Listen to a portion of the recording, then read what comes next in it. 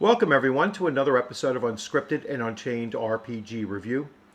I am DM Bloodworth, and as you can see by the graphic side, today's video I am going to be doing a review of the newest series of Conan the Barbarian comic books.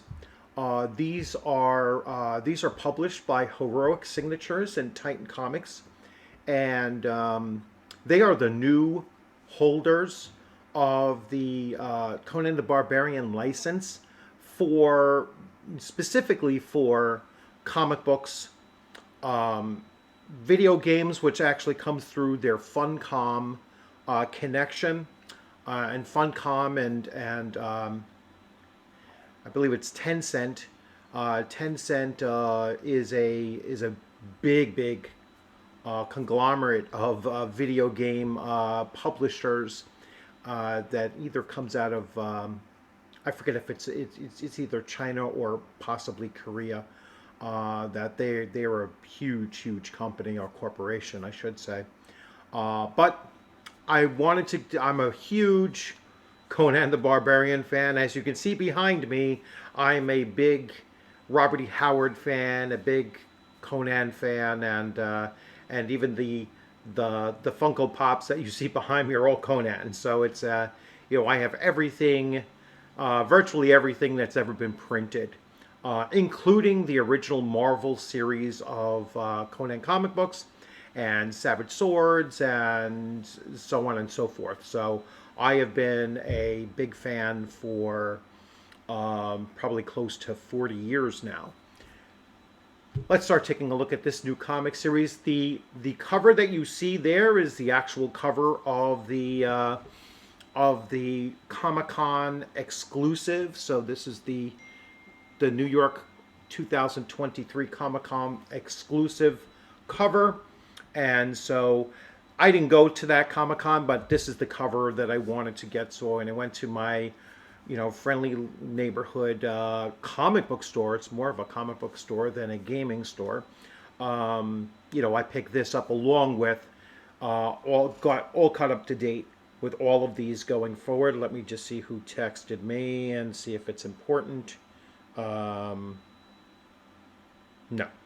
So anyway, sorry about that interruption. So without further ado, let's start taking a look at Conan number 1. Now I'm going to go to full screen first and just show you the comic.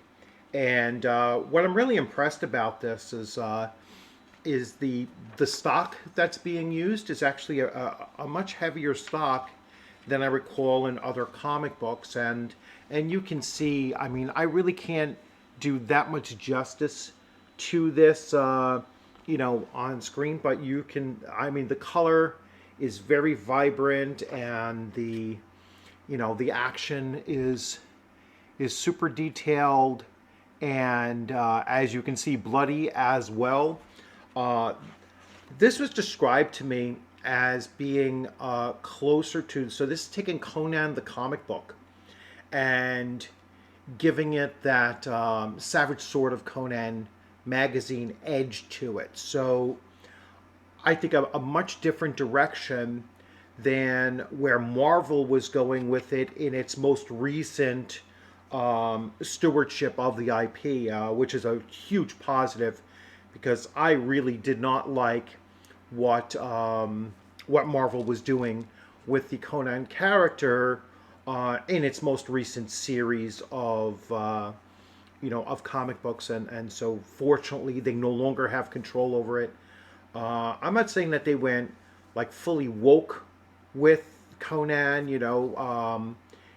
but they were certainly doing that whole.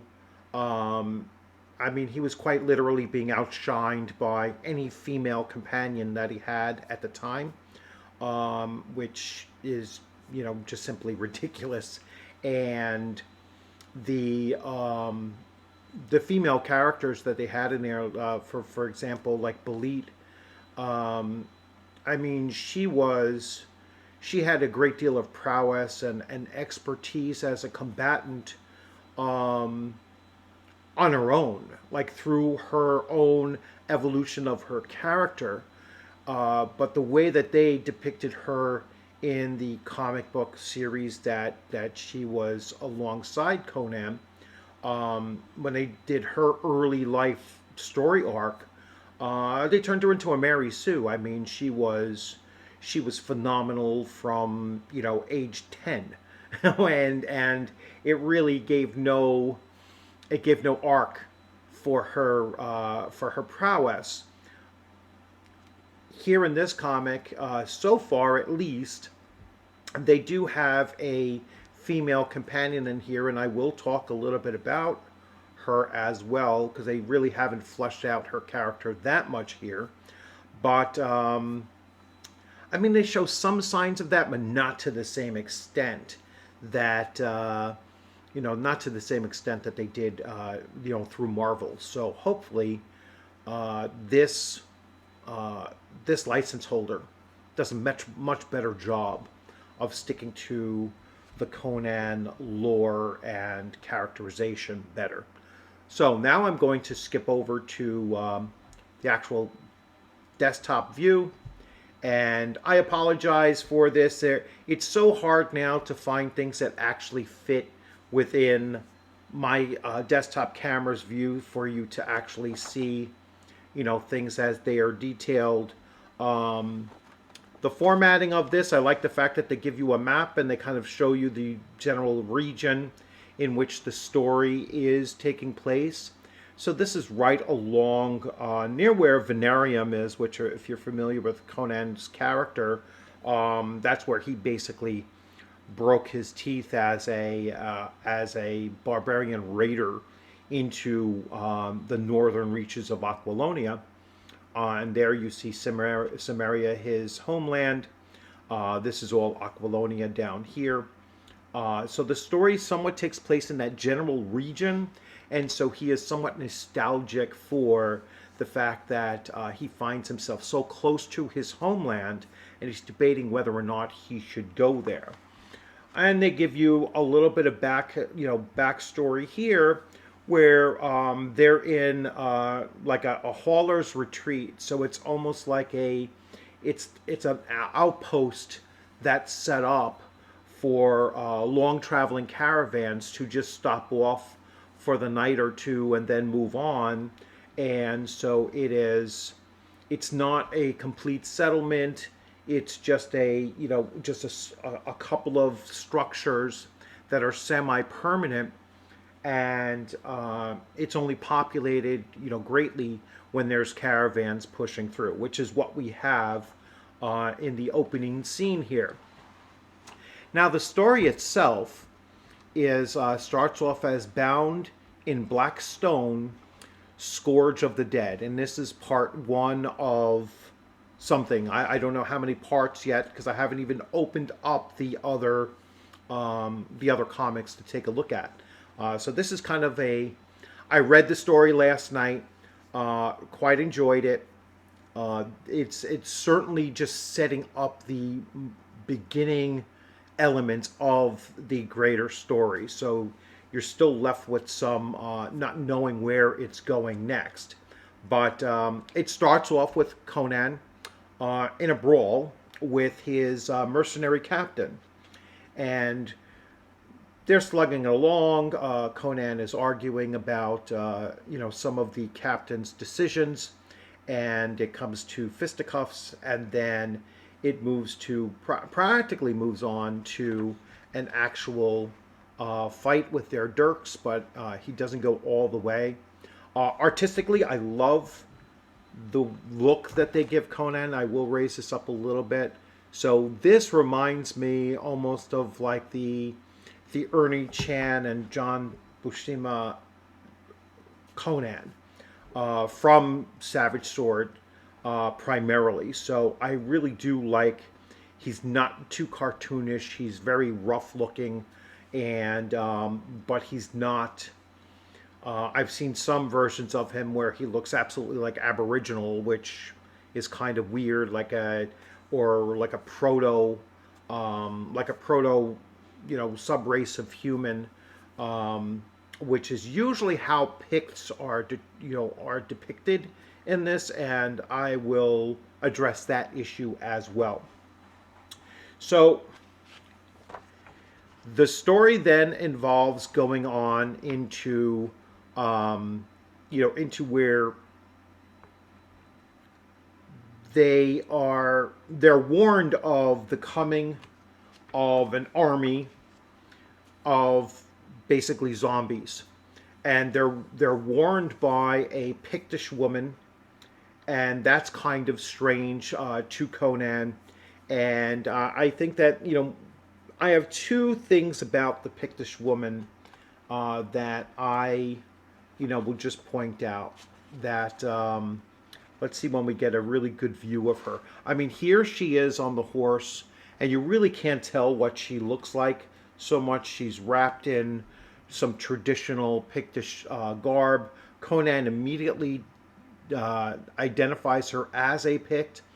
Um, he he is a Picts are a definite, like, almost no compromising enemy of Sumerians, and so he's not exactly going to be very open with accepting her word.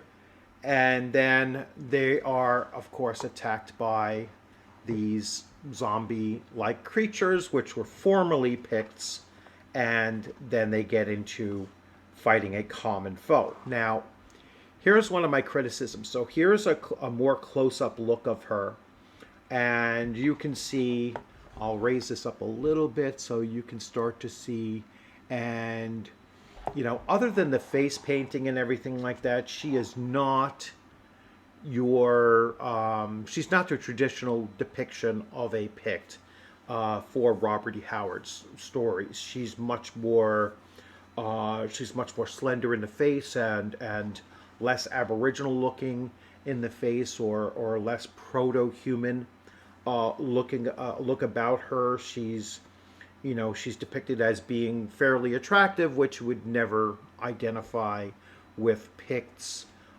in that sense. So she's also very adept in combat, which is fine because they typically were, including the females, were typically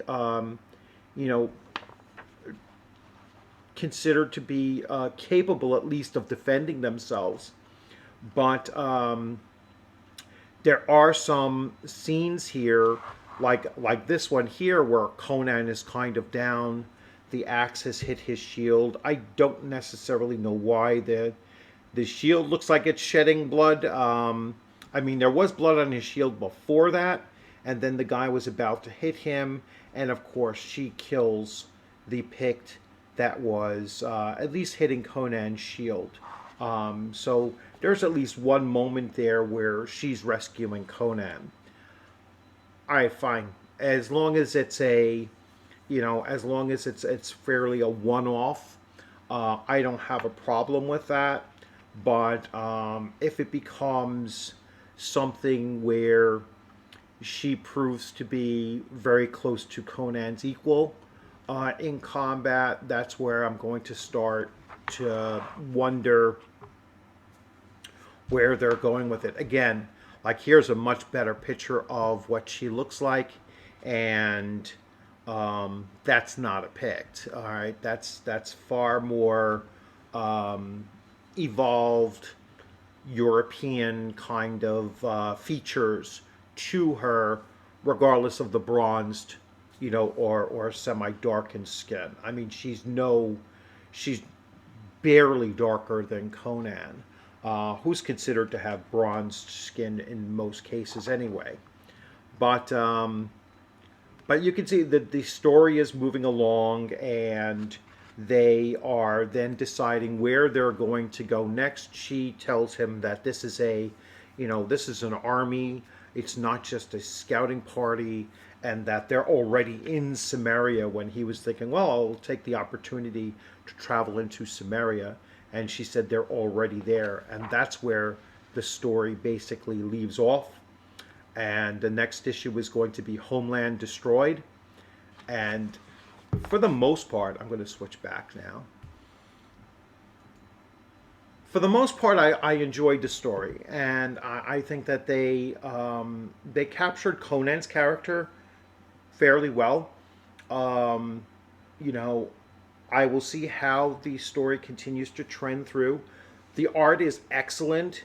The color and then just the dynamics of the imagery is really really good. I mean, you get a good sense of the blood and the grit and the harshness of the combat. You get a good sense of the challenge that they're facing, that they're really against an army of undead, which are I know she uses the term unrelenting, and so that's a really cool word to use to create that sense of action. So, how do I take this and implement it, and how does this fit in basically what my channel does? All right, my channel is primarily a tabletop role playing game, channel, mostly OSR and indie games, and there are a ton of games in which you can take this storyline and very easily recraft it into a into a game adventure. Whether it's a one shot, one session adventure, or if you take it into a series of adventures, particularly where they have storylines that cross over more than one comic book. You'll then end up with a much longer session, let's say. So what I see here will easily translate into Modiphius's second edition. I'm sorry, not second edition. Modiphius's 2D20 system phenomenally well. I think that that's probably the best system to use, where you're just playing with one main character and then one supporting character, which would work out with this story well. And then you have several tiers of action in this particular comic book, right? You start off with a brawl, just a hand-to-hand combat brawl. Then you go into an introduction to a new character, to the dynamic, and she is expressing a pending doom.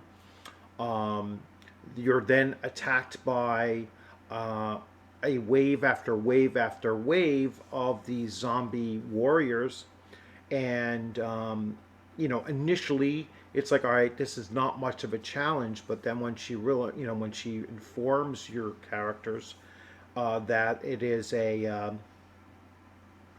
that this is just the raiding parties or the scouting parties that are ahead of the main army, you're going to create that idea that, hey, we're going to get overwhelmed here, and it's time to move on and flee, and then regroup somehow and come up with a different plan, because hitting them head on is going to be a losing proposition.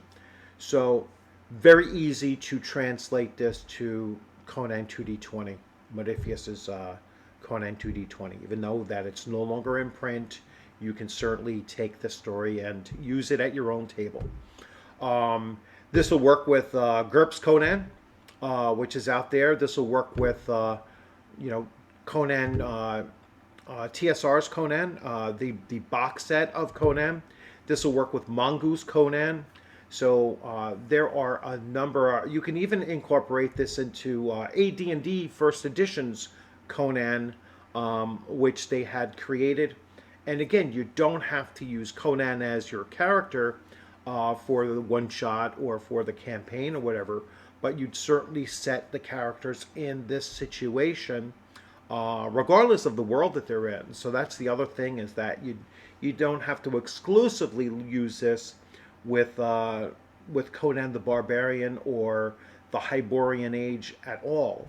You can utilize just this storyline for a D&D campaign that you're running, and just a series of events, and almost every fantasy, whether it's high fantasy or low fantasy like Conan is, any fantasy genre or any fantasy game that's out there has zombies and just the concept of when you're fighting hordes of low level creatures, your character is going to have multiple attacks and be able to way through them fairly simply until it becomes like the third and fourth and you know by the 10th wave you're probably near death and an 11th wave is going to wipe you out. And so that's the impression that you're trying to have the players realize that their characters are really fighting a losing battle and then look to move back and regroup. So really happy with the first edition, the first issue, I should say, and looking forward to reading the second one.